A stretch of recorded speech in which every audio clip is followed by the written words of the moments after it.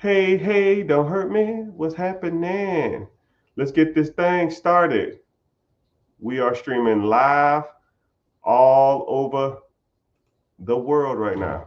So we got people on YouTube's, we got Facebook, we got Instagram, we got Twitch, we got Twitter, we got YouTube, we got Instagram, and we got TikTok. So what's happening? So today's subject is you are wrong about money. Your understanding of money is wrong. Your view of money is wrong. And a lot of people, when it comes to this stuff, they are doing it wrong. But we'll get into some Q&A and stuff like that. But let me get to the subject at hand. Someone said they started a business. We're doing good so far. I see you. I see you, Instagram. Right? But I'm going to put you on some game, though. Especially if you want to scale or expand that business. Okay. A lot of y'all are understanding money wrong. Y'all think y'all know money, but y'all really don't. Whenever you go to do something with money, if you don't have an understanding of the money that's coming in or out, you will never be ahead in life. Because I meet celebrities, I meet pro athletes, I meet entertainers, and these guys are bringing in millions of dollars, but broke. But why? Are these guys smarter than you? And a lot of people say, oh man, if I had that kind of money, I would make it. No. Statistics shows that you won't do it. There's a book called Time is Money, Part 2, that talks about if a big influx of money went into everybody's account, about 7 years later, majority of people will still be broke. 99% of people will be broke. You know? So let me test your financial literacy. Okay? Let me test your financial literacy.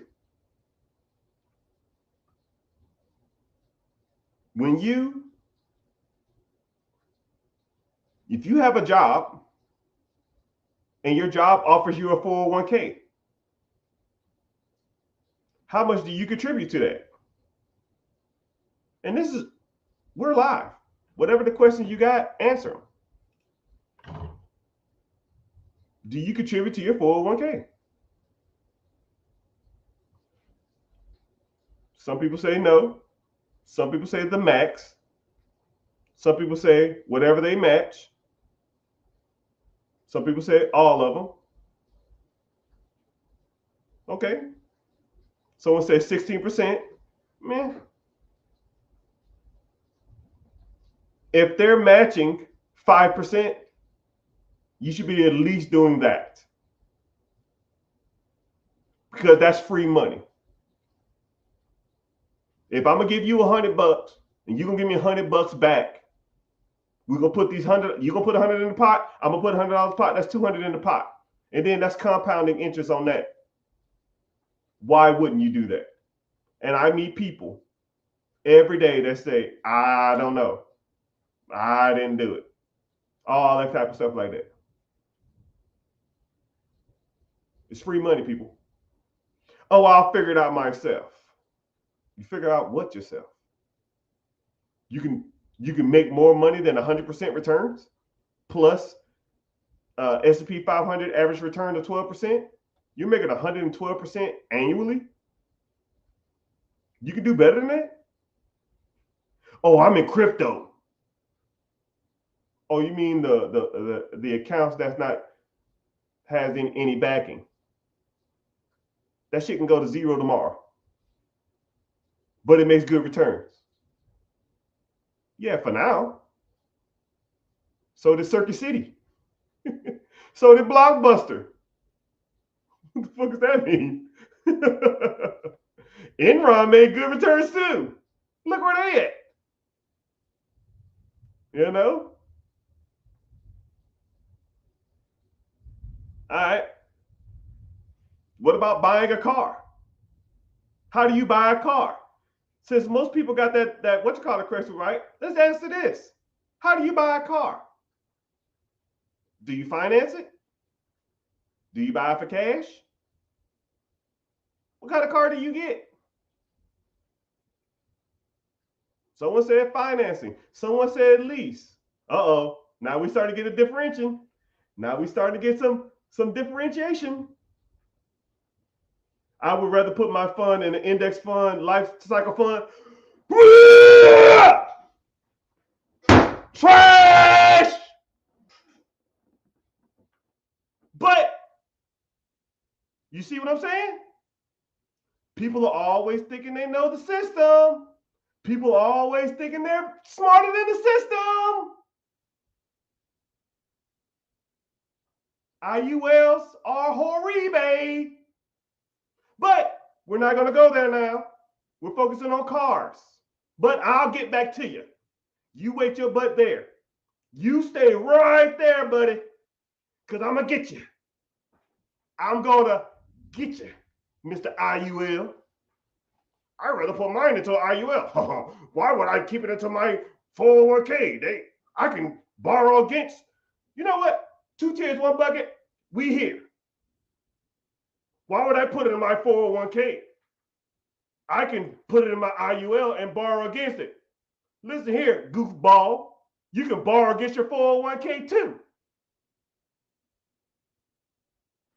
It's called a portfolio loan. Most financial institutions will loan you money against your portfolio if it has over $30,000 in it. And they'll give you 90% of it. And they charge a one-time fee for it. But IULs will charge you a monthly fee. And they'll charge you a fee to take your money out. So not only in your IUL aren't you making as much money in interest, trash, they're charging you more of a fee to take your own money out.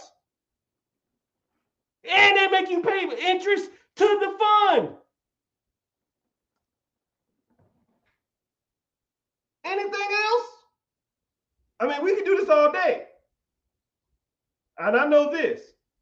If I had a pot of money, if I had $100 in this pot, and I had $200 in this pot, which pot is going to grow faster? If I put $100 into my 401k and they match, meaning the same amount I donated, your IUL doesn't match, my brother. So 200 is greater than 100. And let's say, for example, let's say if that IUL is doing some ridiculous magic numbers. Let's say 15% interest. 15%. But my 401k is doing 10% interest. One of them is making double as soon as you put the money in. So I put 100 in, now it's at 200. But this one's doing 15%. You know how long it's going to take you from that 15% to get up to where that double one was?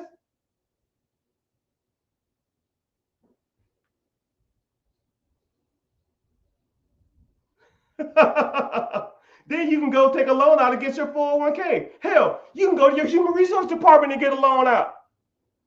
You can borrow against your 401k. Same thing doing an IUL. And then my IUL has a death benefit. Cool. You put $200 into a pot, compound interest at 12%, which is the S&P 500 over 30 years. You put $100 in the pot at 15% monthly accrued at a certain amount and see what it's at. Your death benefit is the max contribution that your IUL will give you. Your 401k will give you all your money. All of it. If your death benefit is 500 grand, you will only get 500 grand. When you die, your family will get all of your 401k, which will probably be about 2.5 to 3 million, maybe $4 million.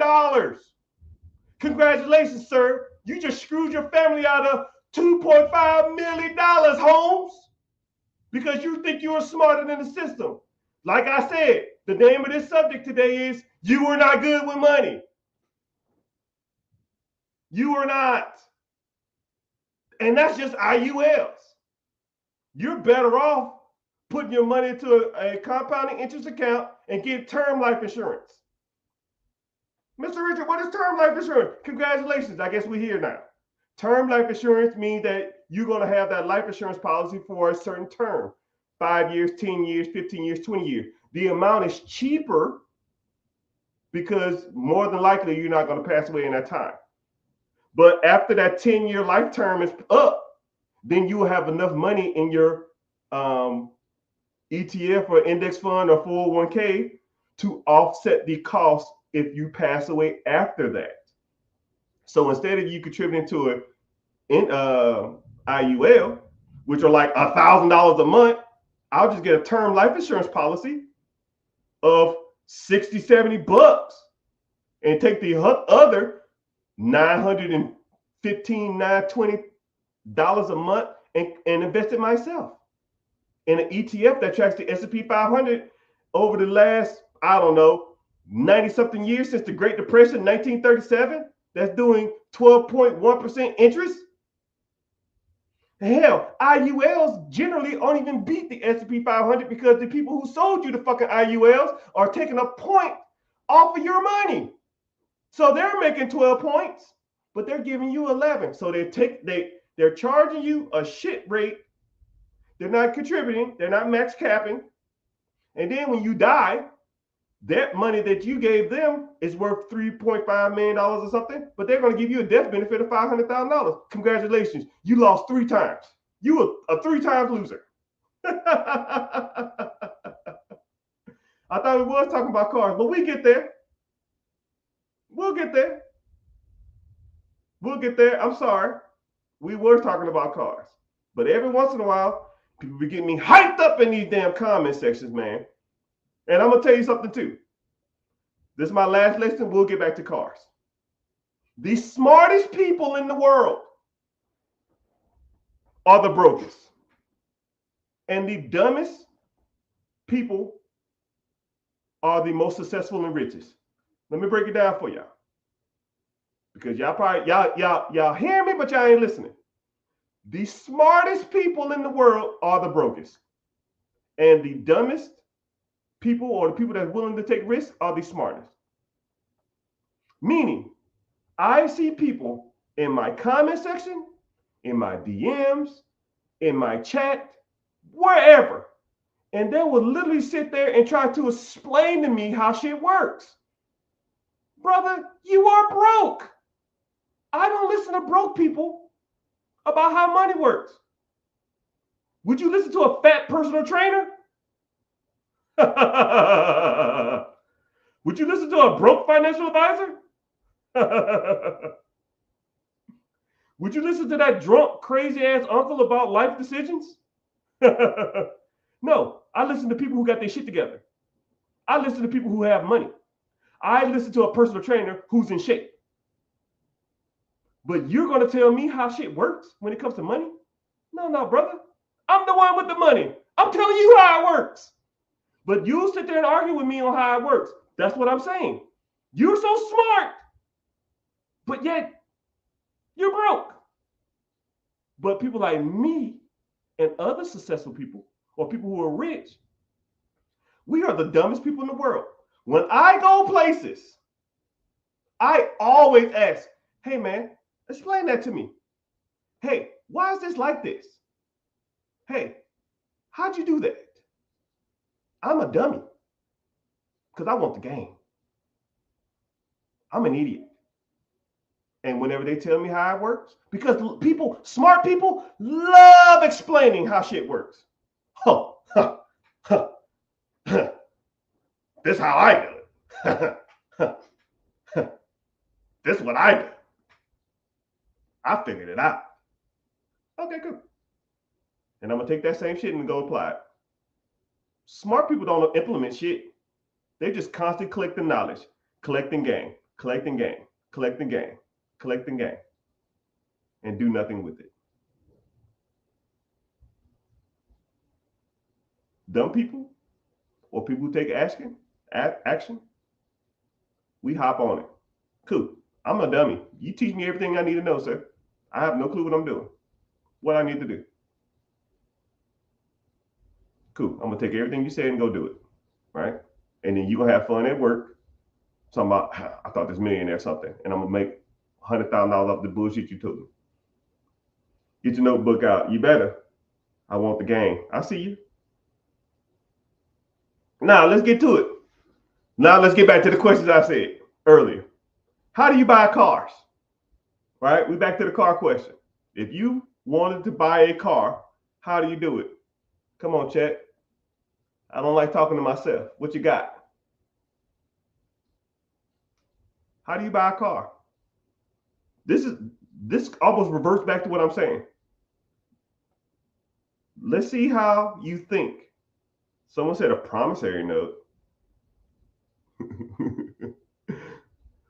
What was that, owner financing? Somebody said, I don't know, you tell me. Oh, I'm gonna get to it.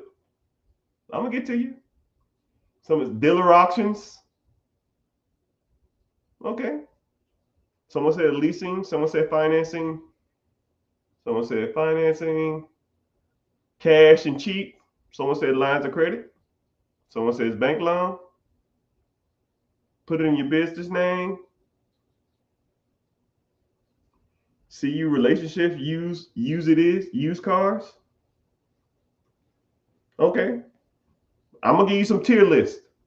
Okay. Okay, and let's do this too. What kind of cars what kind of cars would you want to buy? I give you $100,000 right now and I say go buy a car. How would you do it? And what kind of car would you buy? All right. Someone says financing. So we're gonna get to we're gonna peel off the banana peel. What kind of car would you buy? Or if you had a crap ton of money, what kind of car would you go buy? Someone said a Tesla. Someone said Cybertruck and advertise. You know what's crazy about Cybertrucks is, man, I know people with Cybertrucks and then they get like so much crap for it. Someone said a RAV4. You think I'm doing all this for a RAV4? Then Mr. Kanye West. Someone said a Brabus. Brabus are overrated. Don't ask me how I know. I try not to brag, man. You know. Someone said a Porsche 911 GT. I can make profit. Shit, you ain't getting that with you ain't getting that with no 100 grand. Someone said an 8K 100 miles and reinvest the difference. Someone said a Nissan. Someone said a Camry. Let me see what we got. Someone said an Escalade at a car dealership. Okay, so there's tiers to buying cars, and a lot of middle class and poor people don't even know it. So one, when you buy a vehicle, right, the average person buys a vehicle because it triggers something in their mind that they want.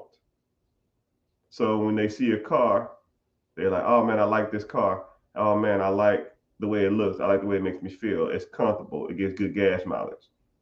And that's just a joke, right? If you ever bought a car for aesthetics or because it makes you feel good, that is an emotional decision. Rich people don't buy stuff on emotion. We buy stuff because it makes financial sense. Okay? So let's get that out of the way. So if you enjoy driving your car or you feel good when you get into your car, that shit is trash. Trash, trash, trash. You don't buy cars because it makes you feel good. No one gives a shit about that, right? Second of all, you only spend like 3% of your life in your car. I know people whose car payment is more expensive than their damn house or their rent. You spend 40% of your time in your house. I think it's like 47%, but whatever. 50% of your life is in your car. I mean, 50% of your life is in your house. And you spend 3 to 4% in your car, but your car payment is more than your rent. Y'all hustling backwards, man. What the fuck's going on?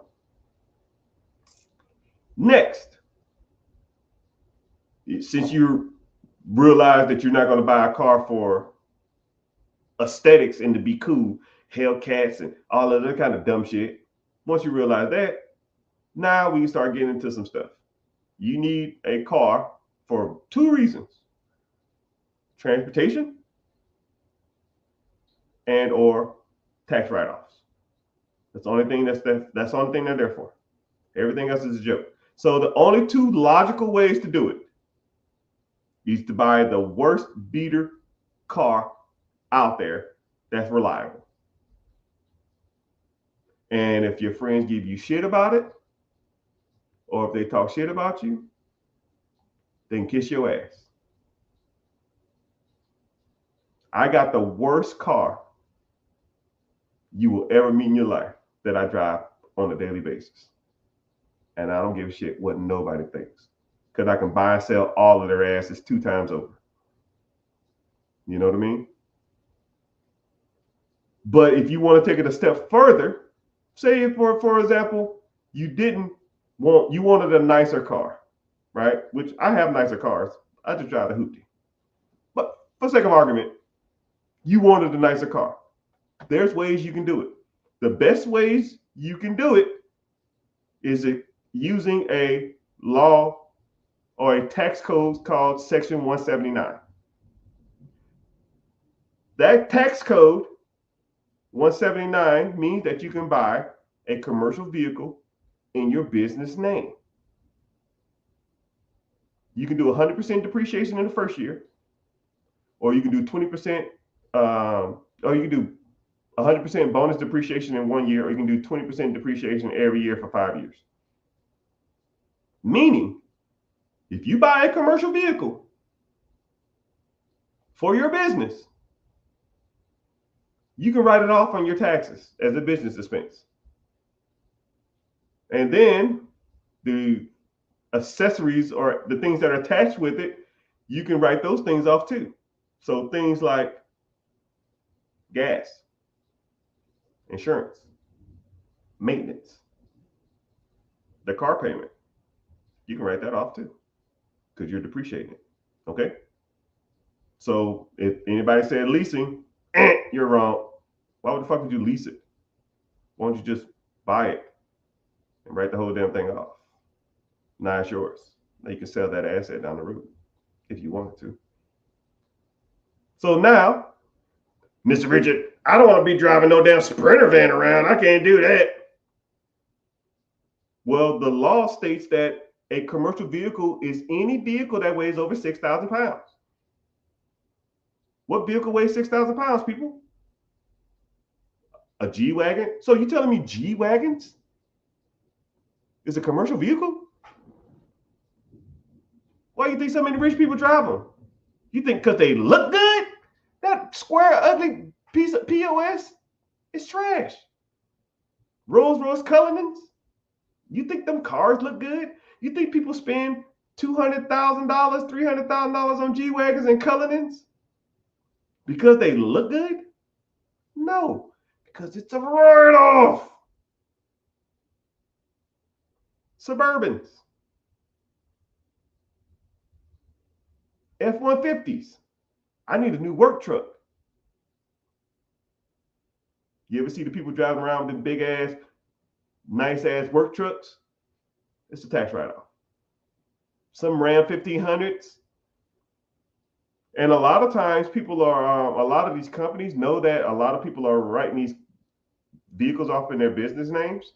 So they're making the vehicles way more. That's why they have like a cheap model for the brokies or the Mr. and Mrs. insufficient funds. And then they have the big quad cab, dually, Hemi. That shit weighs 6,100 pounds. And somebody buying a $115,000 vehicle truck. Why? Because it's a tax write-off. You think you're getting a deal because you're buying a V6 two-door extended cab with 0% interest for $50,000. And who the fuck is buying this one for $115,000? People like me. And I'm writing all that shit off. You might got a deal, but I got a tax write-off.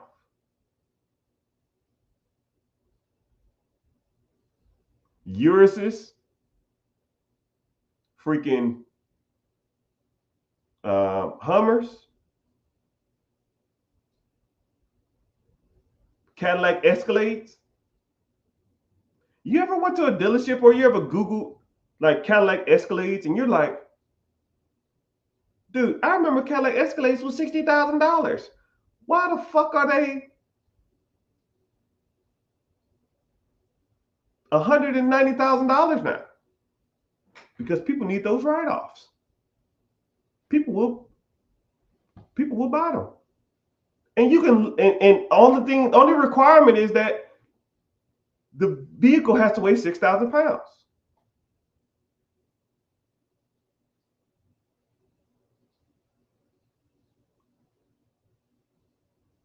Shit, you can Google what vehicle weighs over 6,000 pounds. There's your list right there. Right? Only cars I buy are ones that are cheap, that I'm a dog out, or tax write-offs. Everything else is a joke. So, back to what I'm saying. Y'all are doing money wrong. Because a lot of people have cars, they buy cars on emotion. We rich people don't look at stuff emotionally. I don't get in a random RAV4 and think, oh man, this makes me feel so good. I'm not getting that little Honda Accord that I got $2,000 off and say, man, this makes me feel good. No, I buy a G-Wagon or a Cullinan or a Suburban and that type of shit. And I'm writing that shit off, right? I don't give a damn what it looks like. I'm saving money, Also, someone said, do you need a CPA for tax write-offs? Yeah, write your shit off in your taxes. But guess, congratulations. Welcome to the new side of money. If you start rolling with me, then I can introduce you to CPAs and tax professionals who will write that stuff off in your business, right? And this is what's crazy. A lot of people say, I can't afford a CPA. I can't afford to pay somebody to do my taxes. You can't afford not to do it.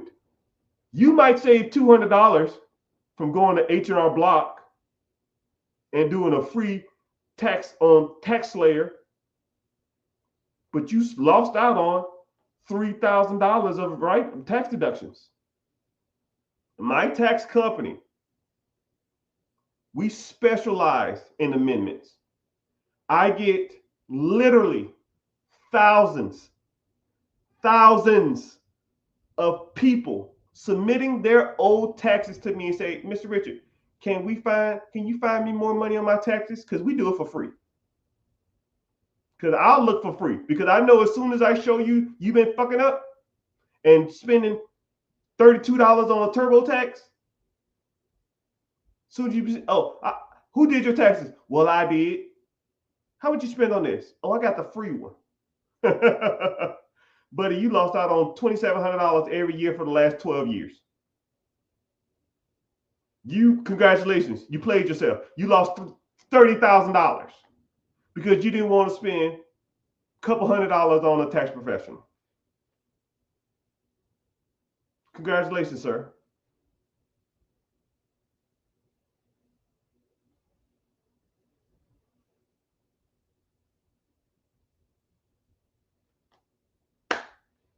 And what's crazy is, this is what's so crazy about money that a lot of people don't understand. You ever see people go to like seminars that are like 15, 20, 30, 40, $50,000? You ever see somebody do like a coaching call or a conference call that costs $10,000, $15,000, $20,000, $30,000? You see rich people buying, $200,000 G-Wagons, Suburbans, Cullinans and shit. You see rich people going to like VIP to concerts and stuff like that. Come here. You see rich people buying helicopters. Come here. You see rich people buying private planes. Come on. It's a tax deduction. They're writing all that shit off. Your whole lifestyle is trash. And then I see all the entertainers, the rappers, the celebrities. They're buying a whole bunch of cars cash. I want a Lambo. I want a Hellcat. I want a Scat Pack. And then they on Instagram flexing like they did something. Show me the tax deductions. Show me the cash flow. I'm not impressed with that shit. You shouldn't be either. That's why I'm on here. You know, the crazy part about it is when it comes to like designer clothes or even logos, I don't even like dressing like this.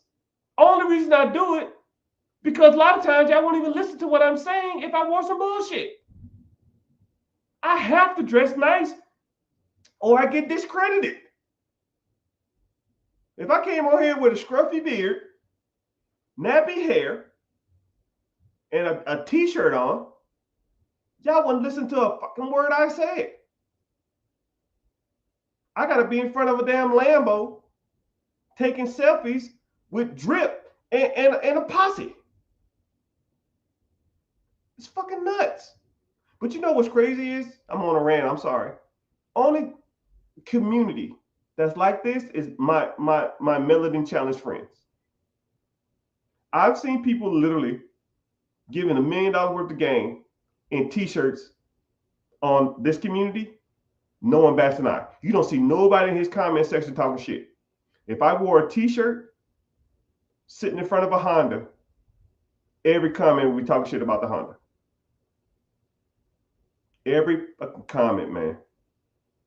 But they just don't know that the Honda is used to go check on my properties and my businesses. And I'm not putting all these miles on whatever I got else in the parking lot. And it's irrelevant because I'm not bragging. Because I want to lead with the game, not with the bullshit. Okay, we talked about cars. Okay. And then we also talked about investments. Now let's talk about real estate, right? The subject of the day is you're doing it wrong. You think you're good, but you're not good. I just told you how to properly buy cars. I just told you proper ways you should be investing, right? Someone said IULs. Someone said buying cars. You should lease them. Someone said buy them cash. Why am I buying cars cash? How about I put a down payment on a business or a down payment on real estate? When the money from the business and the real estate comes in, then I can take the cash flow from that and buy and pay the payment of my cars or pay the payments of my houses. All right? Y'all are hustling backwards. Y'all go out here, y'all get a job. Then y'all get married. Then y'all buy a house. Then y'all buy a whole bunch of expensive cars, and then y'all take vacations. Right? But you can lose your job at any given time. And your job, no matter how much money, how much effort you put into that job, it's never going to increase the amount of money you make unless you get a raise or something. Right? But if you get an annual raise, that's just to hedge inflation. Hedge is just a fancy word. It's protect from inflation. Buy land. Come on, bro. I can do this all day. You're not doing it right. The name of the subject is you're doing money wrong. We talk about real estate now, right? Buying land. How do you buy real estate, people? As soon as you get married, you buy a house? How do you do it? Anybody? Y'all want to take a stab at it? I'm not going to critique you. I'm just going to tell you you're wrong.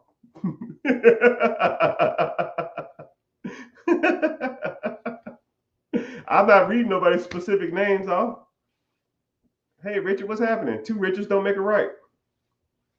Someone says multi-family, multi-unit. A lot of people, when they say multi-units, they are saying it wrong, right? There's multiple ways to do multi-family, right? So someone says fixed credit. Fixed credit? What the hell does that got to do with buying a house? You don't even need the best credit to buy a house. You don't even that. You're doing that wrong now. So instead of multiplex.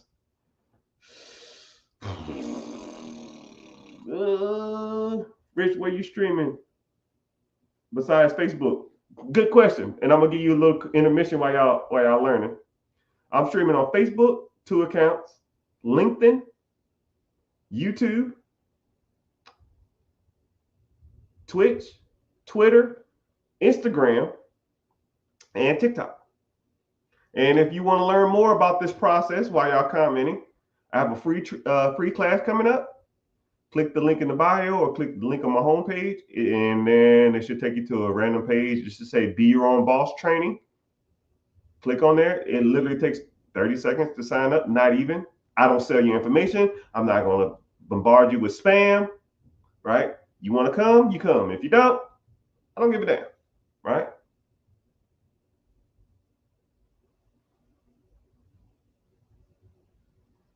Someone said, buy it in your business name. Real estate, you can get tax benefits from having it in your business and or in your personal name. So that's almost irrelevant. Someone said use a 7A loan. Okay, I'm going to harp on this because there are people on social media, and I'm not going to call them out because I don't do that, not all the time. But there are a lot of big financial influencers who talk about how to buy real estate using a business loan. And I literally sat on their live and watched them explain how they did it. And they have no fucking clue what the hell they're talking about. Not a smidget. So I'm telling y'all, these people on these damn apps, you think they know what they're talking about. They got all the little flashy shit behind them. They wear the nice little Louis Vuitton clothes and the Gucci and the bling. Talking about they're buying businesses, they're buying real estate, they're buying storage units. And then I listened to how they did it. And I know people who work directly for Bank of America, Truist, Chase,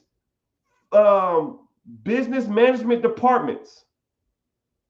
Directly, I have lunches with these guys. And they'll tell me the game. And the shit that people are talking about, y'all are idiots. They're dumb, right? Not a fucking clue. I wish I could call them out, but my objective is to put y'all on some real game and get y'all understanding the real way some of this money stuff works. Because all that fluff shit that people be talking about online, it's all trash. It's all trash. I bought my storage unit using a SBA 7A loan. Mother clucker, you can't even buy a self-storage unit with a 7A loan. If anything, it would be a SBA 504 loan. 504 is when you buy real estate and a business at the same time. But a self-storage unit is not a fucking business. It is a piece of commercial real estate. So it would fall under a commercial loan, you goober. That requirement is not 10% down, which he said he did. You can't fucking finance no SBA 7A loan on no commercial building without a business attached to it. That's a 504 plan. And then it'll be 10% down, but there's no self-storage unit that have a business attached to it. Who is this idiot? Who teaching these people this shit? That don't even make any sense. And then he was like, then the dude was bragging like, oh man, I put the self-storage unit in my business name. And then I changed the self-storage unit to my family's name. So let me get this straight. Use a business loan, which you can't do, to acquire an asset, which you didn't, with 10% down, generally for a commercial unit is 20 to 25% down, to then change the name of the business to your family name, which majority of rich people don't put anything in their personal name to reduce liability. And then you lose out on the creditability of the business. If I Google that self-storage unit near me and I already know the name of it, why the fuck would you change the name? You got 20 years of history with that name, but I'm gonna change it to my name so I can feel cool and important. You are a fucking idiot. That doesn't make any sense.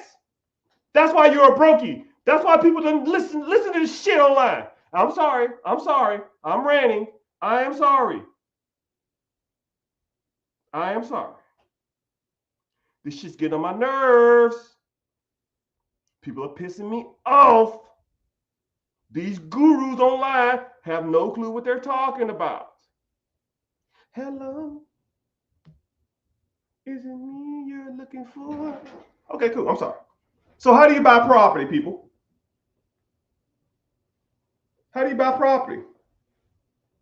Got my hand hurting and shit. What's the proper way to buy property?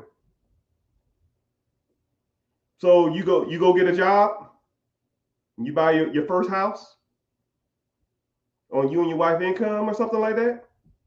Use an FHA loan, put 3.5% down. That's what you're supposed to do it.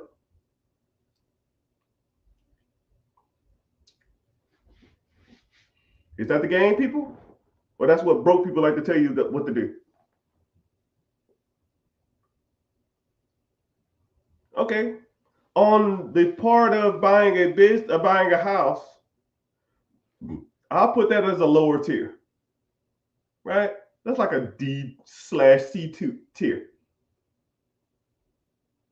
Do you know there's about 7 or 8 government programs out there that give you down payment assistance to buy a home?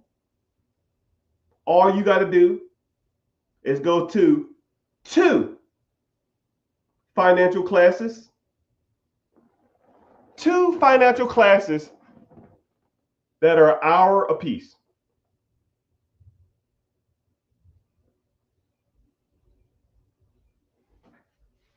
Not even that one, Ty. There's 7 financial classes. There's 7 programs out there.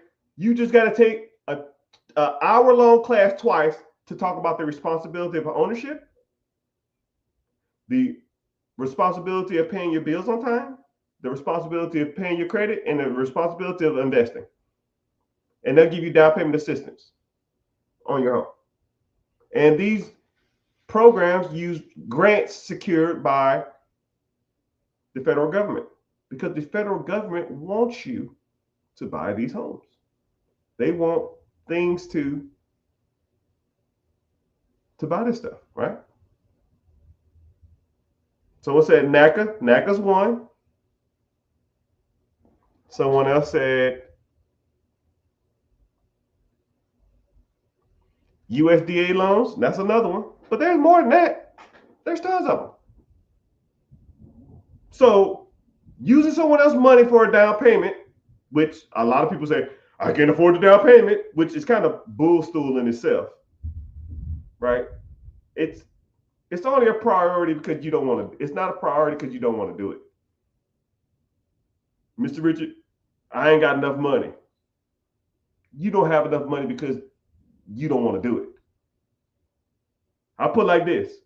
If I gave you, now here we go. I'm going to ask some questions. Could you give me $1,000 right now if I asked you? It's kind of rhetorical. You don't have to answer. Do you have $1,000 right now that you can spare me? Right? Somebody said yes. Somebody said I will. Somebody said yes. Someone said yes. Cool. You got $5,000 you can spare me. You can loan me $5,000. And a lot of people, now this is where you're going to get the rubber starts in the road. No, no, no. Somebody said yes. Someone said not 5, not 5. Some people say yes. Okay, cool. I'll make you a deal. If you can bring me $5,000 cash 1 month's time from now, so whatever today's date is, 1 month's time, you can bring me $5,000 cash. You know what? Fuck it. Let's make it interesting. $10,000. 1 month from now, I want $10,000. Someone said they lying. Yeah, they lying. You give me, let's make it a little more reasonable. 2 months.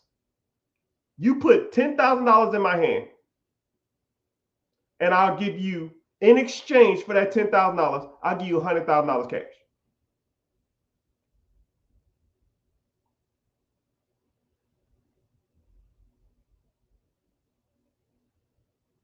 If I gave you 2 months to bring me $10,000, but in exchange, I'll give you $100,000 cash. Look at the comments, y'all. It's not the fact that you don't have the money for the house. It's just not a priority. What I did is I made something as simple as a wager priority. Now, this is what's crazy. This is what I love about this experiment. Everybody in here just thought about a way how to do it. All y'all little mother cluckers thought exactly how to do it. God dang it, I love it. I love educating people because all of y'all just came up with the answer in your head. You know what? $10,000, shit, I can sell this car. I can sell some plates. I can mow some grass. I can go do some DoorDash. All of y'all just fucking did that. Why can't you do it now? What's the difference? All of y'all did it. I know you did it because I did it. I mean, come on, man. All of y'all did it. 2 months, $10,000. You broke right now, apparently. Broke. I need $10,000 in 2 months. Shit, I can sell my car. I can work extra weekends. I can borrow some money from Craig. I can get some money from my mama. I can start doing DoorDash. I can start doing couch flipping. I can start doing Uber Lyft. You just solved the freaking problem in your head. You literally just solved your own problem. But then I'll ask, hey, who got money for a down payment for a house? Man, I'm broke. Man, I ain't got it. I asked y'all, give me $1,000. I can do 1,000. Give me $5,000. Man, I don't know if I can do that. I'm broke. Give me $10,000. Man, I can't do 10. Cool. I'll give you 2 months to give me $10,000. Give you $100,000. Deal. Cool. Take the same 2 months devoted to $10,000 and buy a fucking house. How about that, homeboy? That's the shit I be talking about, people. And sorry for cussing. That's the type of stuff I be talking about. Y'all say y'all can't do it until I give you a scenario that makes you think outside of the box. That's the difference between successful and rich people and middle class and broke people. Mr. and Mrs. Insufficient Funds. Because we always try to find solutions to problems, and a lot of people just make excuses why they can't do it. I hate to be the bearer of bad news, man. If you said I didn't have money for a down payment on the house, and then I gave you a scenario which you came up with the money, you're part of the problem. You are the 99%, and I'm sorry. But my objective is to get you to think like a 1%er. That's my objective, right? You came to me and said, I'll give you give me $10 million. I'll give you $100 million. I'm fucking good. I'll come up with $10 million. I'll find $10 million. Start thinking about that type of stuff too. Now here's a better scenario. $100,000. Or one family member of yours you'll never see again. You got 6 months. Or even better, $100,000 cash, 1 year's time, or you spend 5 years in jail. Let's do that. 1 year. I want $100,000 in cash. Or you go to jail for 5 years. You know what? Fucking 10 years. Let me put some fuel under that fire. You go to jail for 20 years. You go to jail for 20 years, or you got to come up with $100,000 in a year. I bet you everybody in this fucking comment section has come up with $100,000. Because now you have an objective. And I don't give a damn you borrow the money. I don't give a damn you take out loans. I don't give a damn you get investors. I don't give a damn if you do any of that other shit. The bad part about it is, if I gave some people in this comment section 1 year to come up with $100,000. Some people do it in 2 weeks. Some people will show up at my door. Yo, here you go. Here you go. I got it. I'm ready. Like, how'd you do it? Hey, don't ask.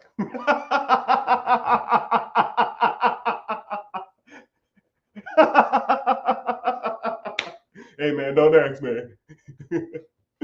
The point is, someone said, what's the point? The point is, a lot of people aren't where they are financially because all they do is make excuses. I don't have $100,000 down for a business. I don't have $50,000 down for a business. I don't have $5,000 for a down payment on a house.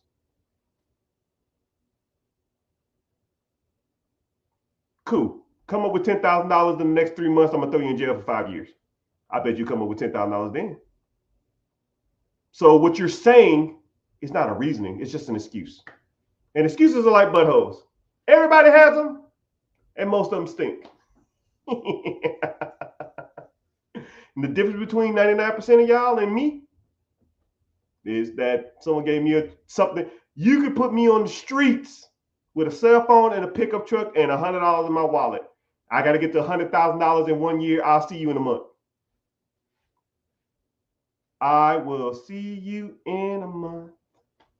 And we'll get to the bag. I was like, how you want it?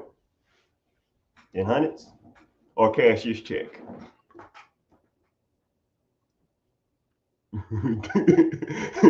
Don't ask. No excuses, my brother. No excuses. So when it comes to buying houses, most people are doing that wrong, right? Down payment, you can't afford it, it's bull stool. And something else that a lot of other cultures, other than black people, do, and white people don't do this either, but a lot of Middle Eastern, Latinos, Asians, they do this. Why aren't you living with your family while you stack money together? I don't understand it. If I have a 5-bedroom house and it's just 3 members in my house, and your brother has a 3-bedroom house, but just him and his girlfriend or something, and your other brother or your sister has a 2-bedroom house and it's just her, and your mom has a 4-bedroom house, but just her and her dad. Why the fuck we got 4? Why are we renting 4 houses? I don't even get that. I've met people who hired me as a consultant for their family. And I said, all of y'all are renting.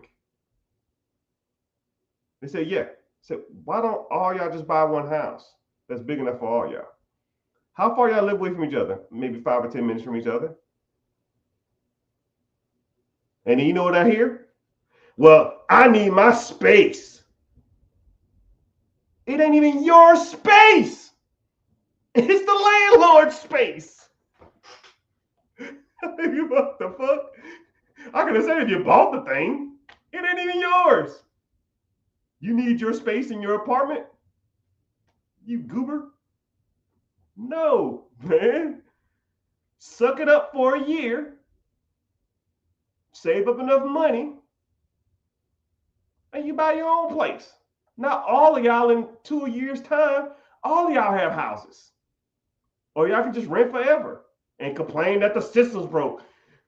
The president's keeping me down.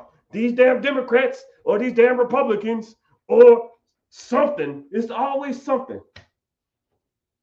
You know, y'all ain't even doing that shit right. Right? Moral of the story is, people, there's multiple ways to get real estate. You can get a single family home, you can get a duplex, you can get a quadplex, you get a fourplex. That's up to 4 units. You can finance 4 units as a single family, as a individual. 5 units or more is considered an apartment complex or a commercial building, right? You got to put more money down. You can get 3.5% down for a fourplex. Why don't you just buy a fourplex? You stay in a unit, your mama stay in a unit, your brother stay in a unit, and your sister or your other brother stay in another unit. Y'all all put in, divide the mortgage or the house payment by 4. Y'all pay that and keep the difference. God dang. So the moral of the story is a lot of people are doing this stuff wrong. Y'all ain't got a clue on how some of this stuff works. You know, y'all ain't got a clue. But someone said I just bought a fourplex with $6,000 down. Where it at? Oh my goodness, man. Where's my stuff? Hell yeah, I just bought a fourplex. Where you live? You must be I already know what state you in too. You buying a fourplex with $6,000 down. What state you in? Yeah, it's typically Midwest, North Midwest. That's where you do that at. Homes. Anyways, let's do some preguntas. I like rapid fire questions, people. So ask away.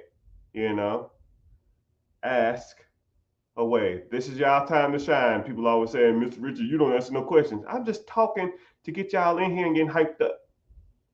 So whatever questions y'all got, we streaming live on Facebook, Instagram, LinkedIn, YouTube, TikTok, Facebook, and some of y'all questions take a little longer to come through, so give me some time. And a lot of them. Oh, look, somebody complaining about the president. That ain't what we do here. I don't give a damn who's in office. The president will never dictate or break anything that I'm doing.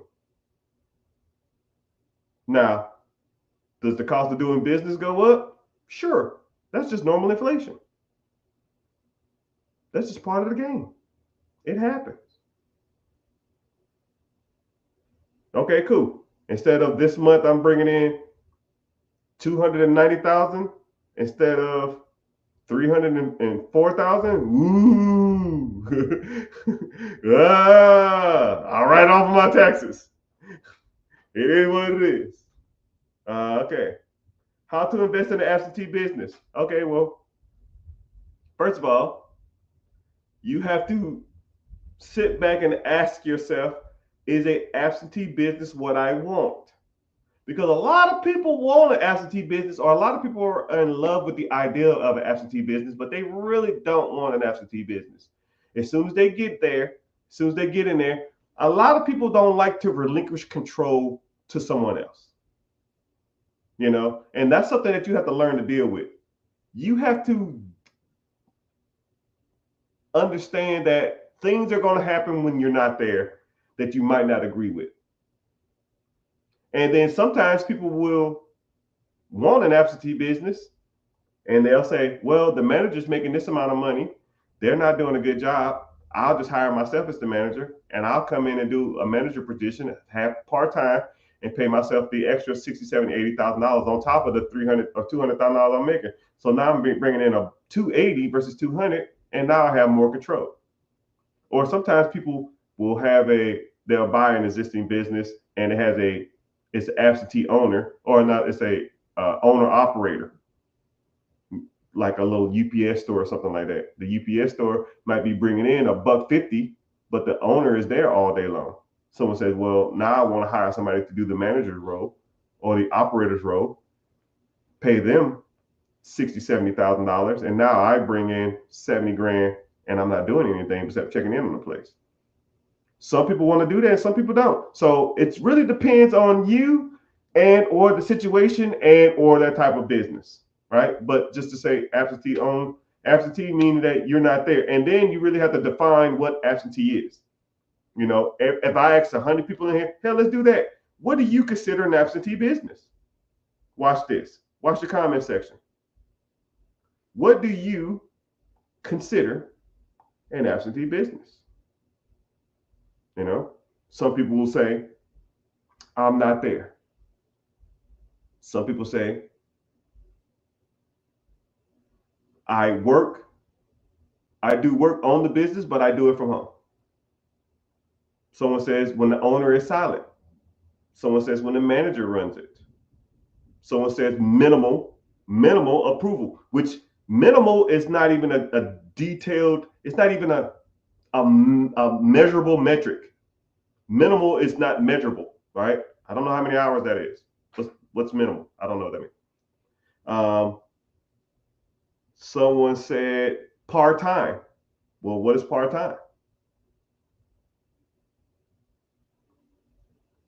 What is part time? Some people consider part time less than 20 hours a week. Some people consider part time less than 35 hours a week.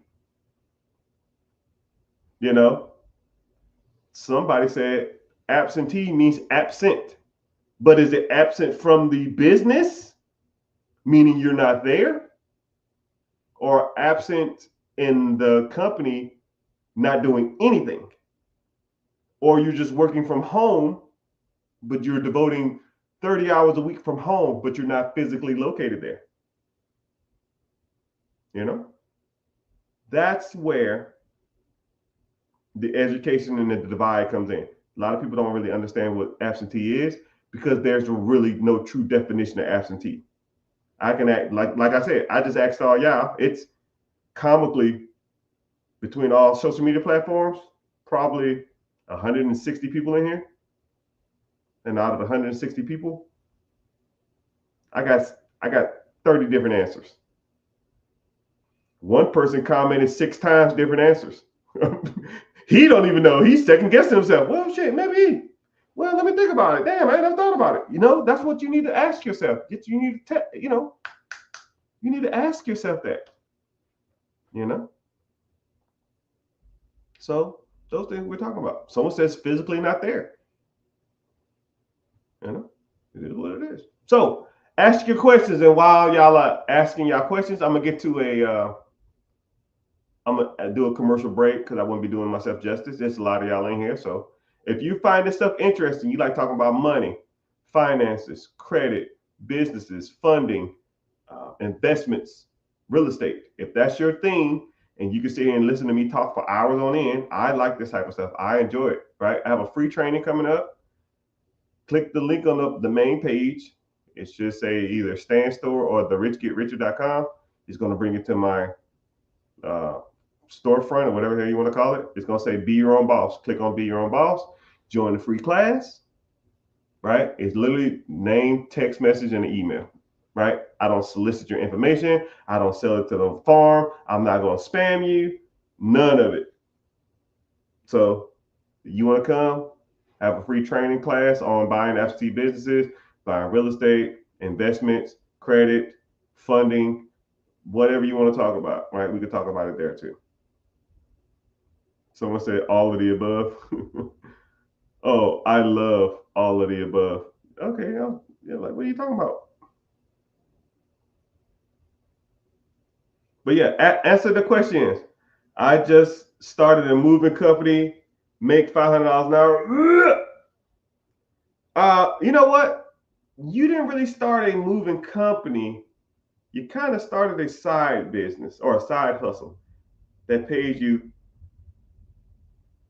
$500 an hour to move people.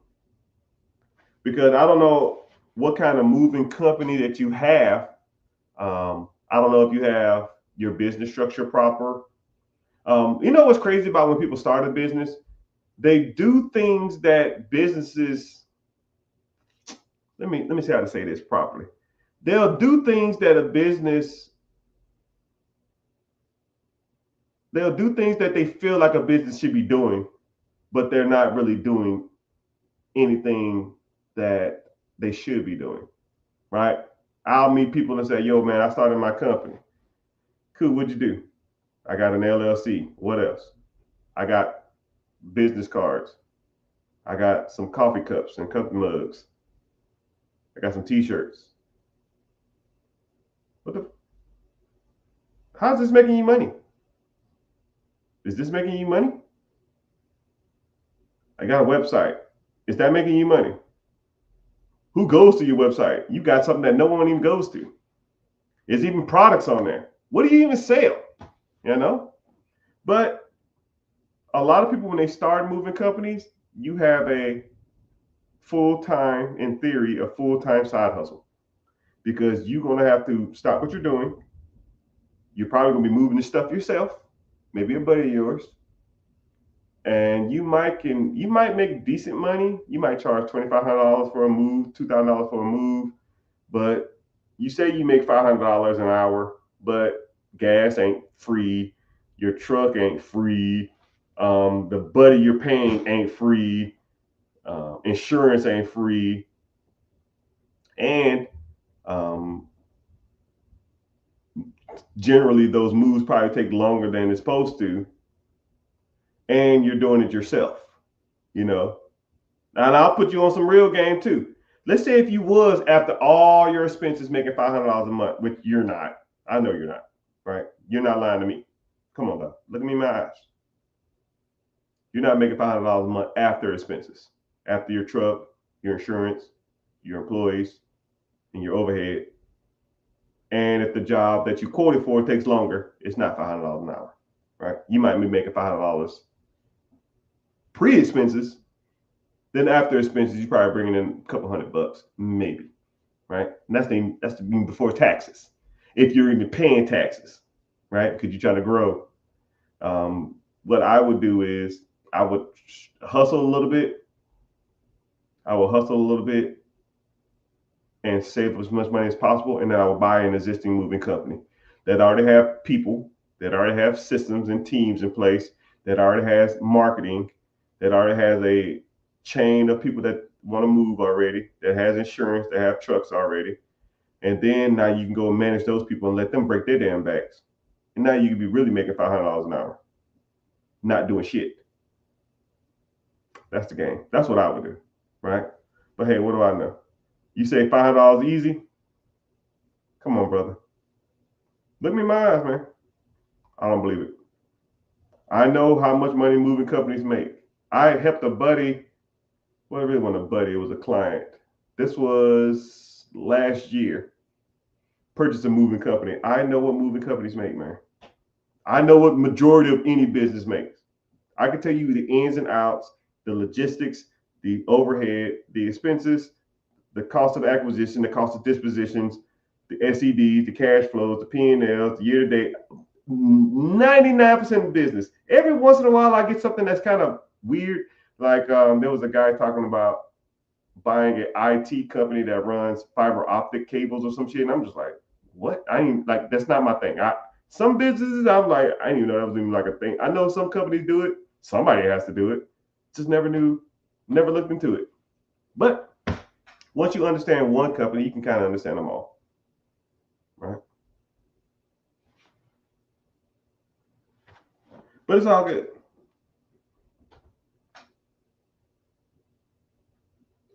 He said, I know a lot, but I'm telling you, bro. Okay, cool. I'll take your word on it. We'll be just agreeing to disagree. But ask your questions. Mr. Moving Guy Company, you just started this moving company, and if you're making that kind of money, you might want to scale it, and you might want to move on to some bigger and better things. This is the opportunity where you ask somebody who's in these industries, who's in these streets, who's making this kind of money, making good money, you know. And I'm not, and, you know, I'm gonna put you on some game, Mr. Mover Man. You say you're making $500 an hour, cool. But like, are you bragging? You me give you a high five? You me tell you what I make an hour? You don't even want to know. And it ain't moving. I ain't even doing this. I got a bad shoulder. I need a backiotomy. My knees, all that military service, carrying up the country and holding that United States flag up. My right knee is a little off, man. I ain't lifting nothing, right?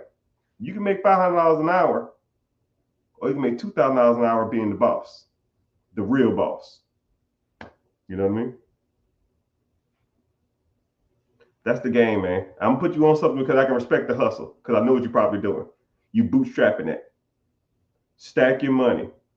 Don't reinvest into that. Use the money you're making, save up to buy an existing moving company. and you integrate your systems into that new company, and you will quadruple your income. You think $500 is cool? How about $5,000 an hour and you don't do shit? That's cool. That's a flex. How many people you know making $5,000 an hour who don't do nothing? I know a guy, he got 2 fingers and real handsome. Got 2 thumbs and real handsome. But it's all good. Thank you for being here, though. I appreciate it. So, hello, everybody. The accountant's in the house. I see you.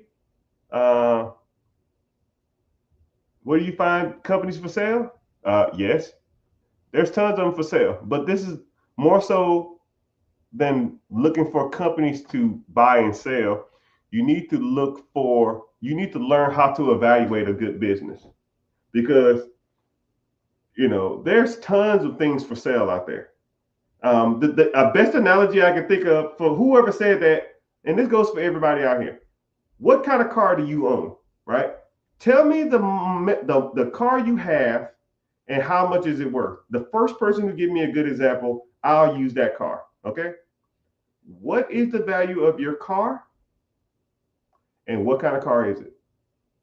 The first person who give me the answer, I'll give it to them. Someone said they just registered. Appreciate you. See you in class, my brother or sister.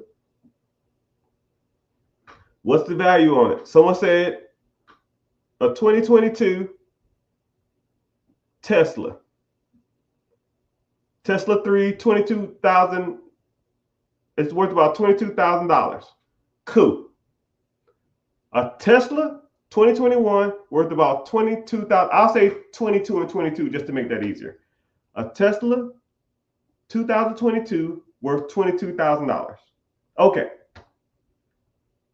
He or she paid $22,000 for that Tesla.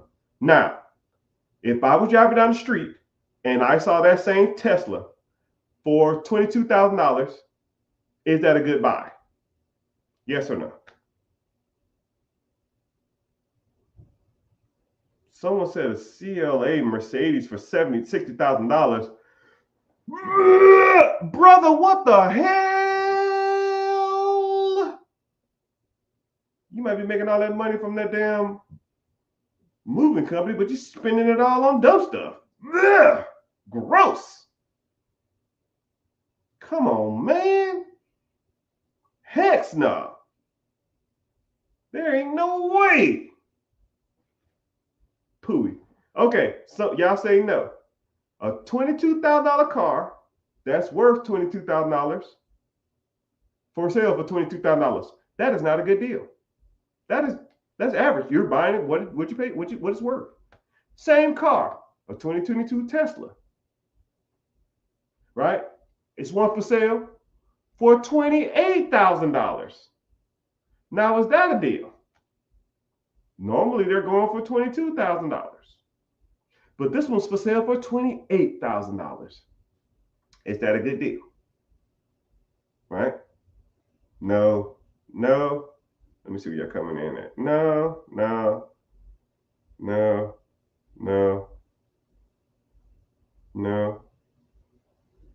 Heck no. No. Don't scream at me, man. I see you. No. I see you, Instagram. No. Okay. A 2022 Tesla that's worth $22,000. I saw another one that's for sale for $15,000. Now, is that a good deal? A $22,000 car for sale for $15,000. You're probably thinking to yourself, why is it so cheap? What's going on with this? Hey, what's going on with this car? Normally they're $22,000, right? This one's $15,000. Oh man, I got arrested. I'm going to jail for 6 years. I need the cash for a lawyer. First one that comes up with the money can have it. Or I'm moving out the country. I got to move back home to France to take care of my auntie. I need the money. I leave in a week. Or, hey man, I'm getting deported. I need the cash now. First one with $15,000. Get it. Or, hey man, I'm getting a divorce. My wife says she want to take half, but she can't take half of what I don't have. I'm selling for $15,000 and keep the cash. You know. And then this is what's crazy. This is what's crazy. A lot of people in the comment section, first thing y'all reverted to is that something was wrong with the car. Something must be wrong with it. It must have a high lot of miles. Batteries must need a good replacement. It must be a lemon for them to be selling it that cheap. You never know what people are going through. And instead of looking what's wrong with something, show me what's right with it. And while a lot of people look at stuff and say, oh man, I bet it's a scam. I bet you something's up. I bet you something's wrong with this. You know what? I'm going to say yes to this, and I'll deem if it's bad or not. Not it's bad and you convince me. That's a loser's mentality. You are doing money wrong. That's the between 1% and 99%. 99% of people always look at something. What's wrong with this? Rich people say, I'm getting a deal. Right? I'll look it over, and if it don't make sense, it don't make sense. It's a scam. Why should I buy this? The mileage are high. Bet something wrong with it. No, you'd be surprised what people go through. Same thing with houses. Same thing with real estate. Same thing with businesses. Now, instead of a $22,000 Tesla, let's say a $2 million company. This company should be selling for $2 million, but now they're selling it for 1.5. Why is this company for sale for $1.5 million? I'm going to jail. I'm getting deported. I got to move out the country. Illness in the family. You see what I just did, people? It's the same thing, just on a bigger scale. If you can't buy a $20,000 car right, you can't even buy a $2 million business right. You can't buy a $200,000 company right. Same thing.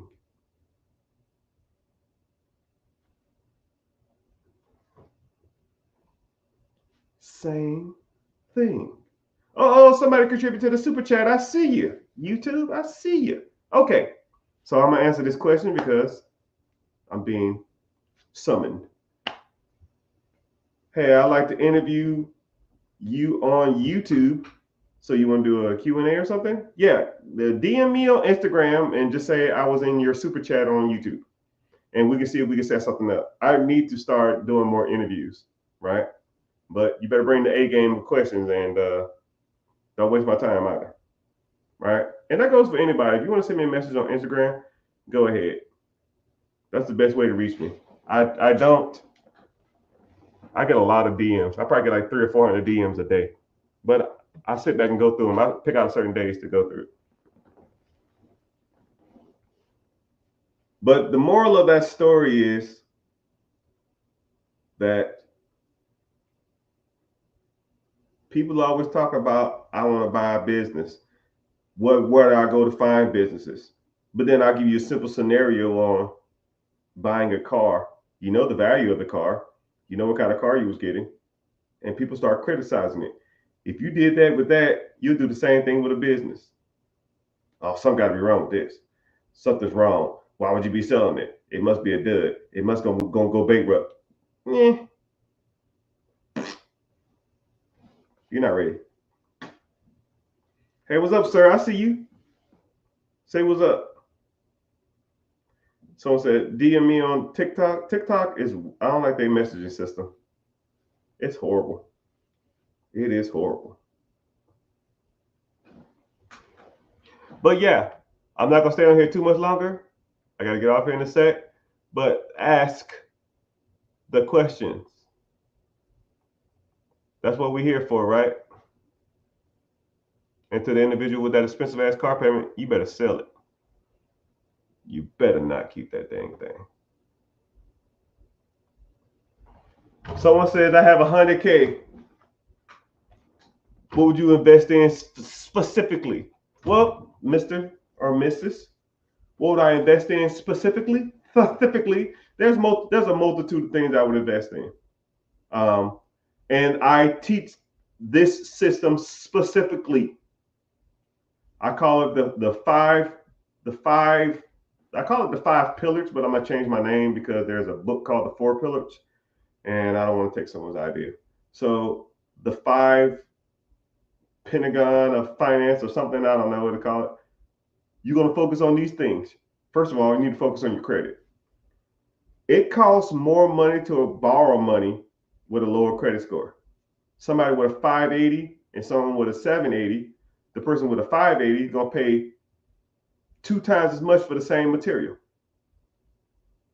Or the same thing. You get a car at a 580, your interest rate is gonna be 15%. You try to get a car at a 780, your interest rate is gonna be 3%. So now you're paying an extra $500 or $300 or something a month just to have a vehicle, if you do finance a vehicle. And if you do, you should be in your business name and write it off on your taxes. Okay?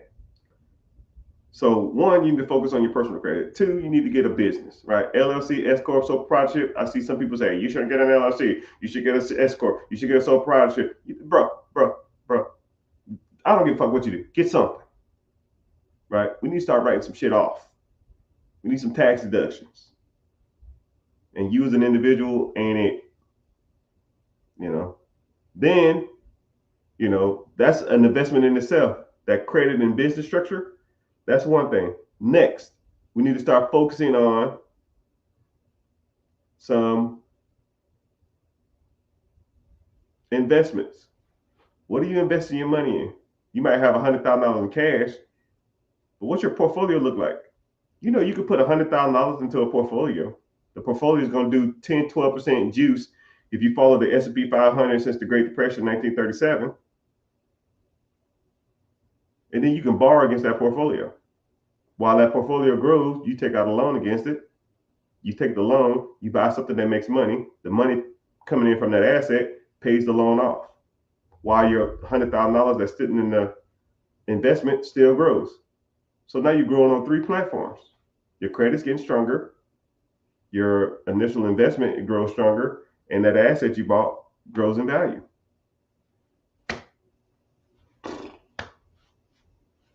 Or buy a business, right? Or you need to work on your taxes. Start writing stuff off on your taxes. Or, all that kind of stuff. I can sit on a harp. I can harp all day about the benefits of what I can do with 100 grand. I'll just put it like this, brother. You got 100 grand, and if 1 year from now you're still working, you messing up. Anybody in here, if you can get the 100 grand in cash, you messing up a lot. Hell, 50 grand in cash, you shouldn't be working. Right? And I gave you the analogies on how to get to 100 grand in cash. I gave you the analogies on how to get the 100 grand in cash. No. Mr. Rich, I can't do it. I don't make enough. Yeah. Says everybody who's ever been broke their whole life. There ain't a rich person in the world that says, I ain't never had enough. And why do so many rich people have struggled in their early lives, but yet they made it out? But you can't? The system's against you? Oh, let me guess, it's the president. Oh, let me guess, it's Democrats. Oh, let me guess, it's Republicans. Oh, let me guess, China. Oh, let me guess, Russia. Oh, let me guess, your circumstances. Said every broke person ever. Mr. and Mrs. freaking insufficient funds always got something to say. They always got something to say. Always excuses, no real talk. You know? All right, so someone said SBA loan businesses, are there discounts for disabled veterans for SBA loans? Franchises, yes. Existing regular businesses, no. And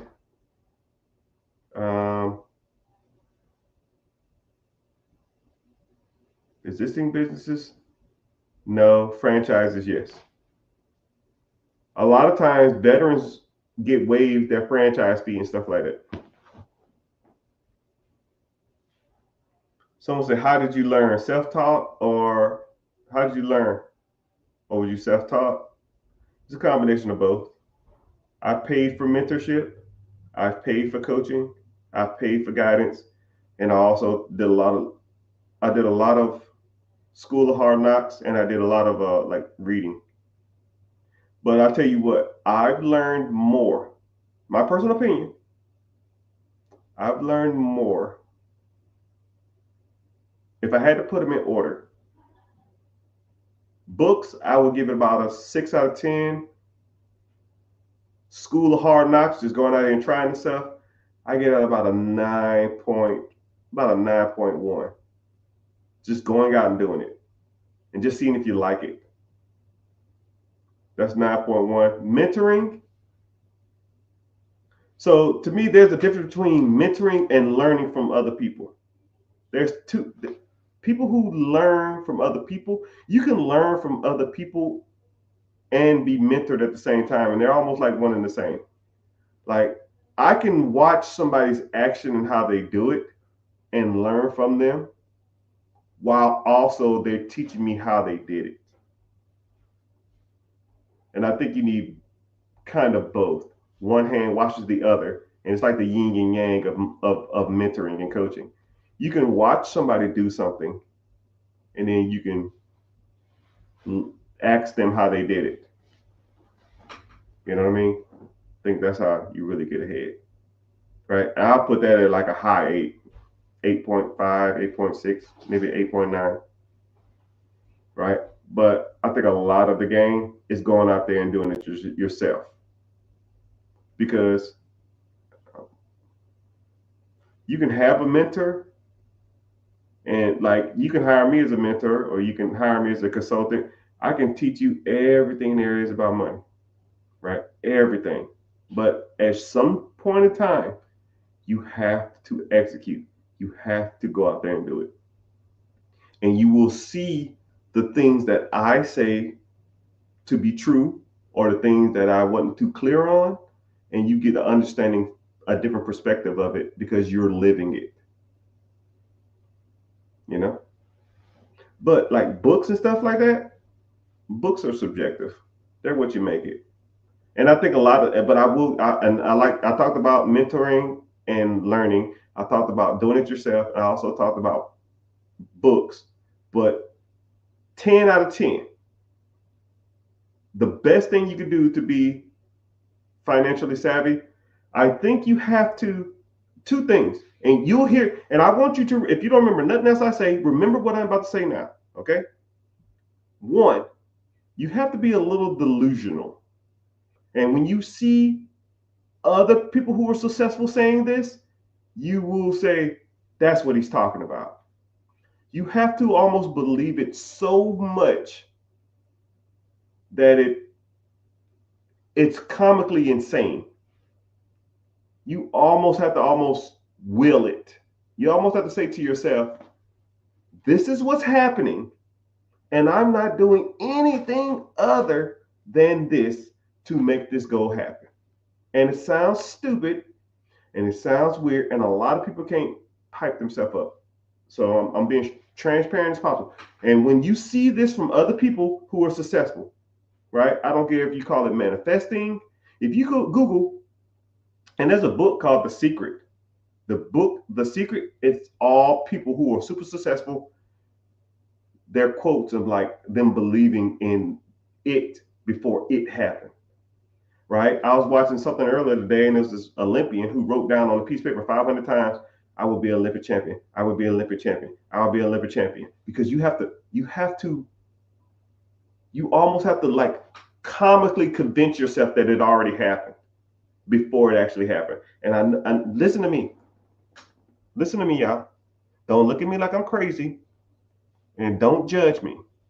And it sounds stupid, but if you're not living that life before that life happens, then that life will never happen. You almost have to start looking at it like, I already own this business. I already own this real estate. I am already a multimillionaire. I am already an avid investor. And that positive energy, or that understanding of the game, it will start to like, it will be attracted to you. And the money and shit, it starts flowing. If you speak that way, you act that way, you carry yourself a certain way, money will follow. Right? You ever heard the expression, positive, positive attracts positivity and negativity attracts negative? If you saying, man, I'm broke, I'm always going to struggle, I can never get ahead, you know what's going to happen? You're never going to fucking get ahead. If you say, man, today is the day, I'm going to be successful, I'm going to be rich, I'm already rich, I'm already seeing myself making $100,000 a month, I'm already seeing myself doing all this stuff. The universe is made up of just energy. The term "fake it till you make it," it almost should be tattooed on everybody's forehead. The Law of Attraction. Wow, that's a book. The Secret. That's a book. Fake it till you make it. That's a book. Why do people write about this shit? Just like I said, you'll see the signs everywhere. You got to believe it. If you don't believe it, it won't happen. I've never met a successful person that didn't visualize himself being successful. I watched a video of Conor McGregor.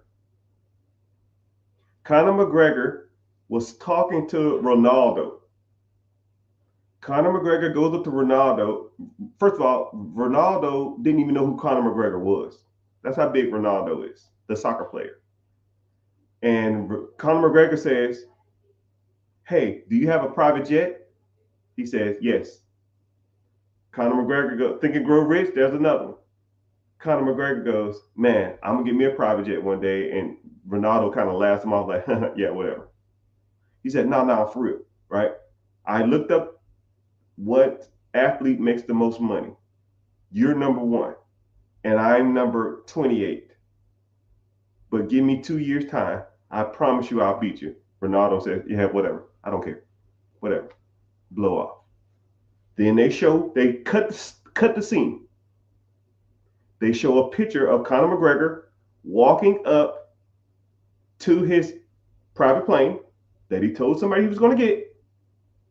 And then he held up an article, said that he was the number 1 paid athlete in the world. And Ronaldo dropped to number 3.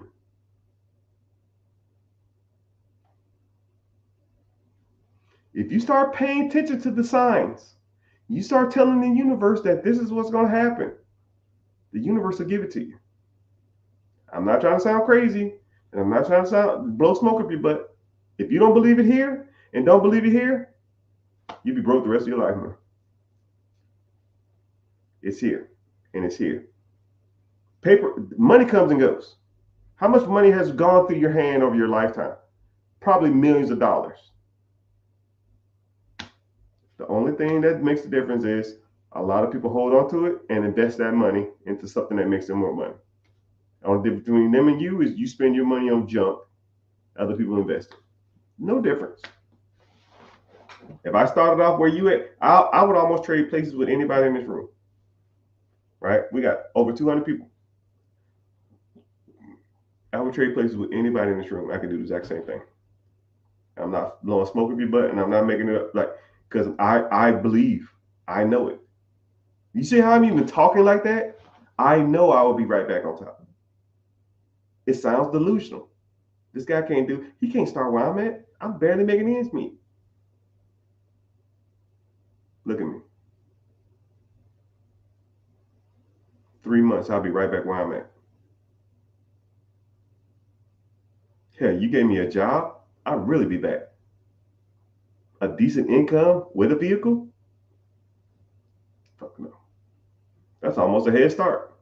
Now you take away the vehicle and give me a cell phone and $300 and the clothes on my back.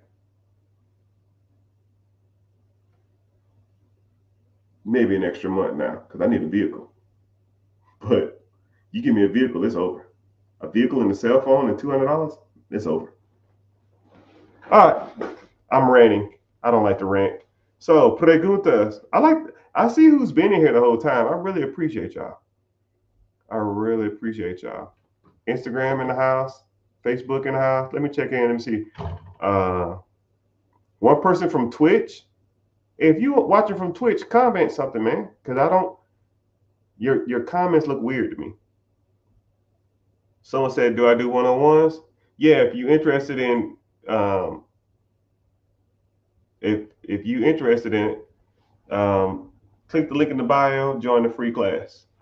I don't know where you're watching from: Facebook, YouTube, LinkedIn, TikTok, Twitter, Instagram. Just click the link in the bio. It should say "The Rich Get Richer" or like Stan Store or Linktree or something like that.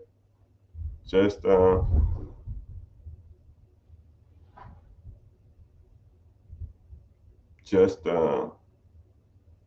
the link in the bio and join the free class. Someone said I'm on TikTok. Yes, I'm streaming on 1, 2, 3, 4, 5, 6, 7, 8, 9, 10 platforms, my brother. Should I put my property earnings into a trust?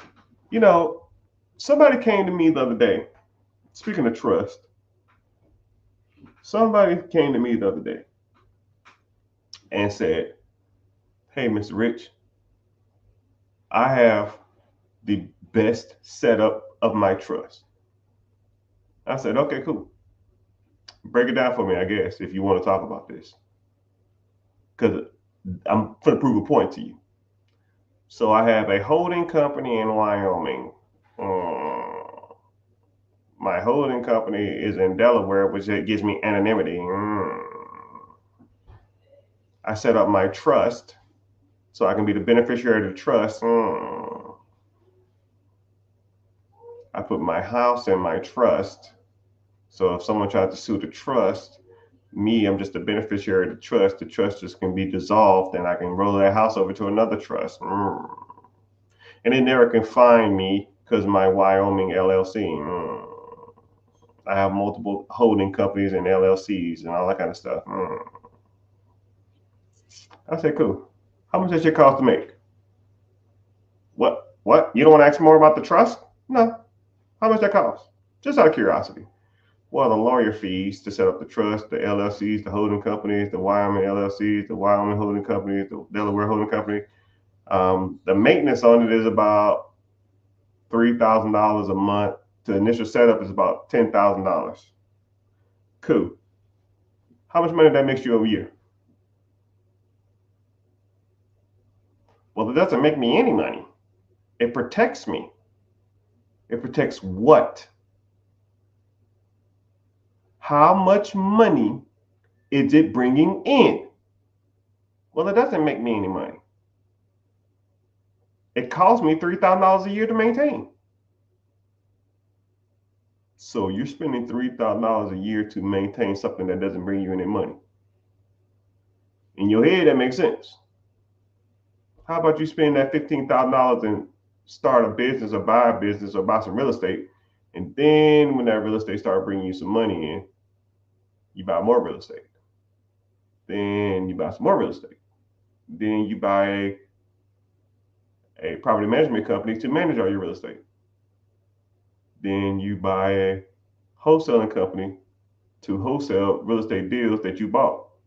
And then when you do buy them and hold them, then your property management company can manage your properties. Then you're going to expand your portfolio from property management to multiple units from other people. Now, when your real estate is bringing you in 20, $15,000, $20,000 a month, your property management company is bringing you $10,000 a month, your wholesale company is bringing you $30,000 a month. Then let's set up that trust, because now that trust is going to be making you whatever's in it $30,000 to $40,000 a month. So when people ask me, how should I do something? I tell them, make money first. Then let's set up the trust. Because a trust without any money, it's like a pirate with buried treasure, but the chest ain't got nothing in it. Arr, look at here, mate. I have the best hiding spot for me treasure. Look at this. You go down 3 coconuts. You take a left at the palm tree. Arr. You gonna see the shipwreck. Go 3 paces left of the shipwreck. You bury it right there. Cool. What you putting in the buried treasure? What you burying? I ain't got nothing yet, but I got this bulletproof plan. The fuck are you talking about? Let's go get some money first. Then let's bury some treasure. Then once I have a lot of gold, then I can figure somewhere to bury it. Damn, that's a good analogy. Wow. Wow. Wow. Wow. I literally love that analogy. That was a good analogy. Why are you worried about money you ain't got? You trying to protect money you ain't got? No. Like a pirate trying to protect treasure. You know what's crazy about it is, a lot of people don't even know this, but a lot of pirates are considered like poorer people, or like the scum of the older civilization. So for them to have a lot of money, let alone a lot of money to be burying, it's almost like a folklore, right? Pirates never bury treasure. They barely had enough money to scrape by. That's like saying a crackhead with a checking account. Yeah, exactly. See how stupid it sounds? Crackheads don't have checking accounts. They can barely keep enough money to keep the crack going. You know what I mean? Better question: when should you start a trust? You'll know. You'll know. To put it like this, if you have to ask, you ain't there. When you start making good money, when you have enough money, when you start bringing in enough money, or you have enough money to where you feel like I need to protect this asset, then we can get started. Think about it like that. If you don't have nothing worth protecting, no one don't want your 93 Honda Accord with a donut on it, right? No one don't want your chrome heart jeans and them whack ass Jordan 3s that are scuffed up. Nobody want that. When you start making real money, you'll know. If you have more to lose than gain from not having it, when you have enough assets that the assets pay for the trust and or the S corps and the sole proprietorships and the C corps and the holding companies, okay. A lot of people get a lot of people get Wyoming LLCs and buy a car in a Wyoming LLC to minimize taxes when they purchase cars or paying car tax, because Wyoming doesn't have car sales tax. So let's think about it. If the LLC holding company costs $2,000 to maintain, I'm buying a $2,000 car that's going to save me $2,000 in sales tax. Okay, what kind of car are you going to be buying that is going to be worth the while? You better be buying some fucking $100,000 cars and shit like that. That makes sense. You know what I mean?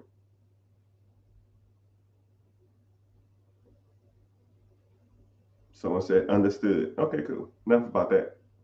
We got a handful more questions, then we got to go.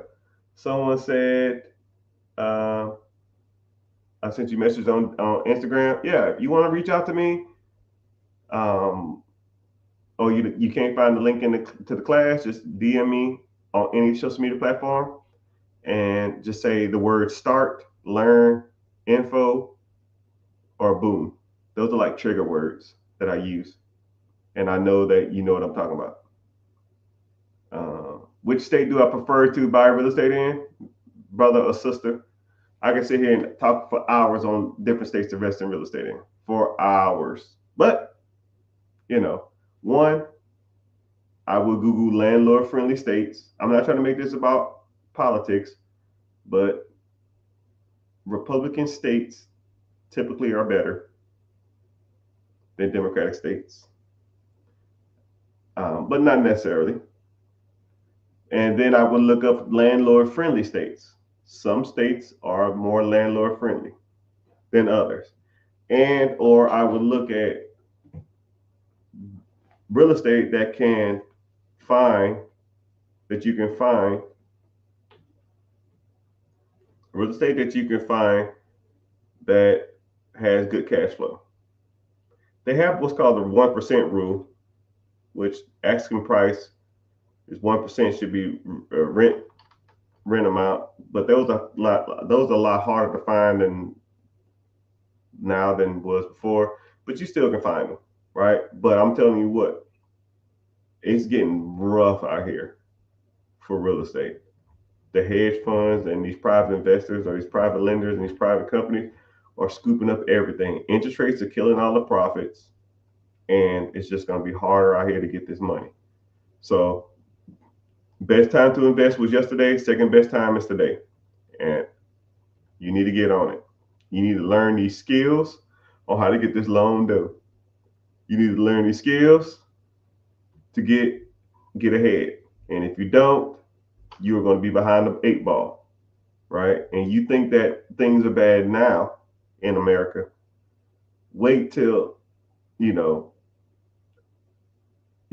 on waiting. Stuff's not getting cheaper. Houses are not getting cheaper. People are valuing what they own more than ever. You ever seen something that was like cheaper back in the day and now it's ridiculously expensive? Not even like average price expensive. Like, you ever looked up your car online and you seen your car with more miles, worse condition, going for more than what you probably paid for yours? Because people are delusional when it comes to money. People think that what they have is more valuable because everything went up in price. You see it in real estate all the time. You see people's neighbors' houses selling for, like, dude, no one's paying $100,000 over what you want for your house with no updates. But this is the society we live in. And until we have some kind of correction or something like that, or until people start understanding that yesterday's price isn't today's price, we're just going to keep having delusional people out there. And it is what it is. That's just part of the game. But when it comes to real estate, what states are good to invest in? Yeah, there's a lot of them. A lot of Midwest states are good. Depends if you want to get to single family homes, you want to get into duplexes, quadplexes, fourplexes, you want to get into apartments, right? But if you want to sit down and talk to a specific strategy, I can break down every state. And I'll even put you on some game on how do I know what states are good and bad. I have a friend who owns one of the biggest telemarketing companies for real estate investors. So this person owns the company that invests, that the real estate investors, some of the biggest real estate investors, if I say their names, you'll know exactly what I'm talking about. The big guys. They run their company that do cold calls for them, that call people to ask them to sell their house, or cold text messages. So what happens is that person will come to me and they'll say, hey, Mr. Richard, I need some investment help. Or Mr. Richard, I need my cousin or my sister or somebody need their credit worked. And I said, you know what? Let's do this. I'll do their credit for free. But I need the list of who these big hedge funds and these big corporations, who they're calling and what are they buying? What's their buy box?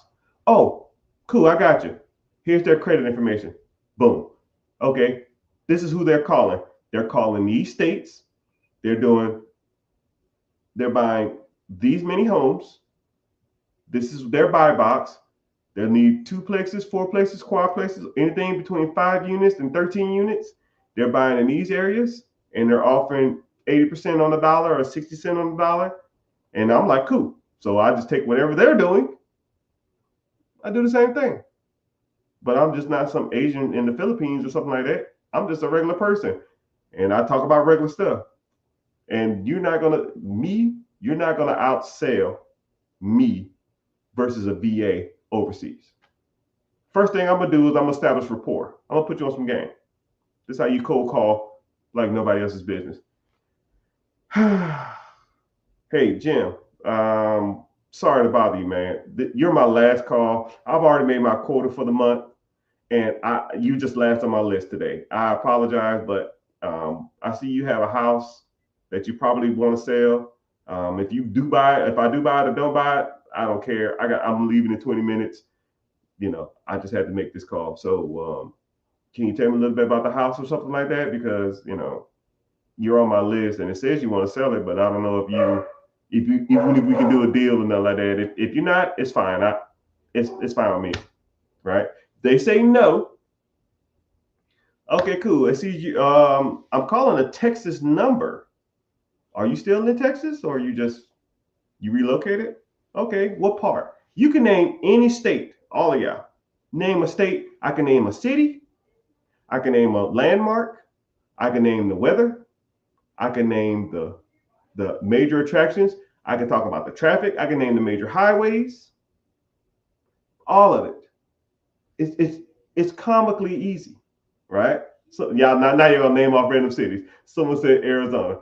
Okay, Phoenix. I heard Phoenix this time of year is great, but I didn't know that even in Phoenix it's so hot. If you go to like the mountain range and stuff like that, there's snow up there. You wouldn't think there was snow up there in Phoenix or in Arizona. You know, stuff like that. Oh man, where'd you visit? And then we'll just go on a rant talk. 20 minutes later, I got rapport. You're not gonna get that from some Philippine Asian person in the Philippines. You're not gonna get that. And then whenever they do, you know what? I didn't mean to hold you up from so much of your time.